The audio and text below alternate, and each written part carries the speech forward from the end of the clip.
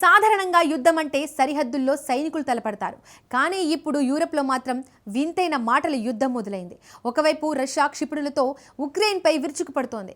మరోవైపు ఉక్రెయిన్ అధ్యక్షుడు జెలెన్స్కీ మాత్రం మిత్ర దేశాలపై నిప్పులు చెరుగుతున్నాడు. యూరోపియన్ దేశ ప్రధానిపై జెలెన్స్కీ దిగజారుడు విమర్శలు చేశారు. ప్రధాని పొట్ట పెంచుకుంటున్నారే తప్ప సైన్యాన్ని పెంచుకోవడం లేదని ఘాటు వ్యాఖ్యలు చేశాడు. హంగేరీ ప్రధానిపై జెలెన్స్కీ చేసిన బాడీ షేమింగ్ వ్యాఖ్యలు ఇప్పుడు ప్రపంచవ్యాప్తంగా సంచలనం రేపుతున్నాయి. తోటి యూరప్ నాయకుడిపై జెలెన్స్కీకి ఎందుకు అంత కోపం వచ్చింది? పుతిన్తో హంగేరీ నడిపే సీక్రెట్ ఫ్రెండ్షిప్ ఏంటి? రష్యాను నిలువరించడంలో యూరప్ ఐక్యత తుస్సుమందా? What's the story? హంగేరీ ప్రధానిపై జెలెన్స్కీకి కోపం ఎందుకు?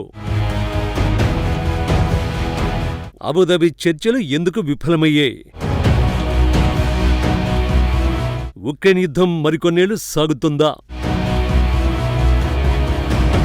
మరో వారం రోజులంటే ఉక్రెయిన్ యుద్ధం 5 ఏళ్లలోకి ఎంట్రీ ఇస్తోంది. 2022 ఫిబ్రవరి 24న ఉక్రెయిన్పై ప్రత్యేక మిలిటరీ ఆపరేషన్ రష్యా అధ్యక్షుడు వ్లాదిమిర్ పుతిన్ ప్రారంభించారు. నాటి నుంచి ఈ యుద్ధం అనేక మలుపులు తీసుకుంది. నిజానికి రష్యా దాడికి దిగుతుందని ఫిబ్రవరి 15 నుంచి ప్రపంచ దేశాలు అప్రమత్తమయ్యాయి. రష్యా యుద్ధానికి దిగితే ఉక్రెయిన్ 3 రోజుల్లో ఓడిపోవడం ఖాయమని అందరూ అంచనా వేశారు. అయితే ఇక్కడే చిక్కుంది. ఒకవేళ ఉక్రెయిన్ ఓడిపోతే తమపై కూడా పుతిన్ యుద్ధానికి దిగుతాడని యూరప్ దేశాలు భయపడ్డాయి. నాటోకు ప్రమాదం తప్పదని అమెరికా కూడా భావించింది.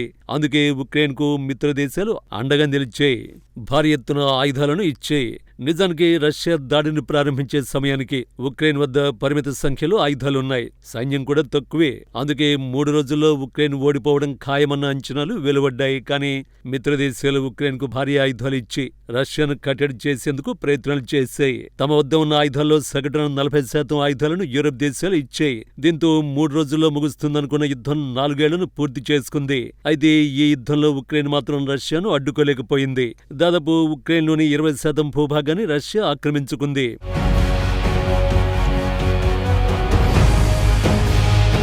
అయితే అమెరికా అధ్యక్షుడిగా డొనాల్డ్ ట్రంప్ రాకతో ఉక్రెయిన్ పరిస్థితి మారిపోయింది. ఆ దేశానికి ఆయుధాలు ఇచ్చేది లేదని ట్రంప్ తేల్చి చెప్పాడు. పనికిమాలిన యుద్ధాన్ని ఆపేస్తానని ట్రంప్ తేల్చి చెప్పాడు.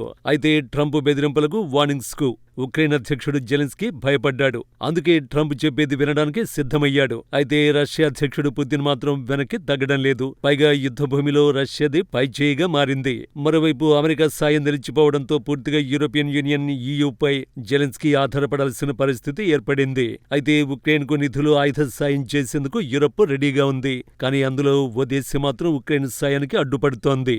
ఆ దేశం మరేదో కాదు, హంగేరీ. ఉక్రెయిన్కు సైనిక సాయం చేసి రష్యాపై ఆంక్షలు వేయాలని యూరప్ యత్నిస్తోంది. అయితే హంగేరీ మాత్రం చర్చల ద్వారానే సమస్యను పరిష్కరించుకోవాలని వాదిస్తోంది. ఉక్రెయిన్కు సైనిక సాయం, రష్యాపై ఆంక్షలను హంగేరీ ప్రధాని విక్టర్ ఓర్బాన్ పదే అడ్డుకుంటున్నాడు. నిజానికి రష్యా అధ్యక్షుడు వ్లాదిమిర్ పుతిన్తో హంగేరీ ప్రధాని సన్నిహిత సంబంధాలు కొనసాగిస్తున్నాడు. దీంతో ఉక్రెయిన్తో పాటు పాశ్చాత్య దేశాలు ఆగ్రహాన్ని వ్యక్తం చేస్తున్నాయి. ఉక్రెయిన్కు అదనపు నిధులు కేటాయించడాన్ని హంగేరీ వ్యతిరేకిస్తోంది. నేరుగా ఆయుధాలను సరఫరా చేయాలన్న పిలుపును తిరస్కరిస్తోంది.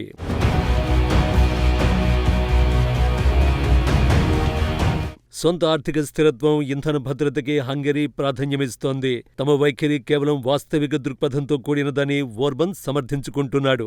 అలాగే పశ్చిమ ఉక్రెయిన్లోని మైనారిటీ పట్ల కీవ్ వ్యవహార శైలిని కూడా ఓర్బన్ ప్రభుత్వం తరచూ ప్రశ్నిస్తోంది.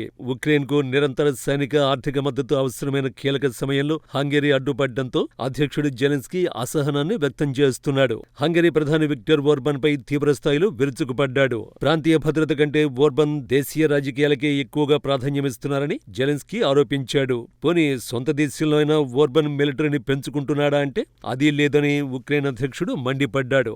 ఓర్బన్ పట్టు పెంచుకుంటున్నాడే తప్ప సైన్యాన్ని కాదని ఎద్దేవా చేశారు. నిజానికి ఓ రకంగా జెలెన్స్కీ బాడీ షేమింగ్ కు దిగాడు. తమకు మద్దతు ఇవ్వకపోతే రష్యా మరింత బలంగా మారుతుందని జెలెన్స్కీ హెచ్చరిస్తున్నాడు. రక్షణ రంగం ఉత్పత్తిని వేగవంతం చేయాలని, మాస్కోపై ఒత్తిడిని పెంచాలని యూరోపియన్ మిత్రదేశాలను జెలెన్స్కీ కోరుతున్నాడు. ఉక్రెయిన్ అధ్యక్షుడు చేసిన వ్యాఖ్యలు ఇప్పుడు ప్రపంచవ్యాప్తంగా చర్చనీయాంశంగా మారాయి. ఇన్నాళ్ళు సాయం చేసిన మిత్రుణ్ణి ఇలా విమర్శించడం, బాడీ షేమింగ్ కు దిగడం సరైన విధానమా అంటూ కొందరు ప్రశ్నిస్తున్నారు. మరోవైపు ఉక్రెయిన్ యుద్ధం ముగింపు కోసం అమెరికా తీవ్రంగా ప్రయత్నిస్తోంది.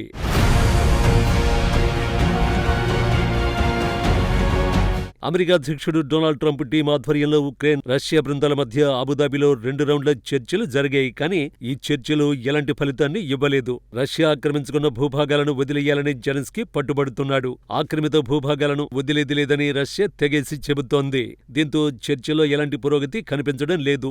ఉక్రెయిన్ యుద్ధం 5వ ఏటిలోకి అడుగు పెడుతోంది. కానీ ఇక్కడ శాంతి అన్న మాటకు తావు లేకుండా పోయింది.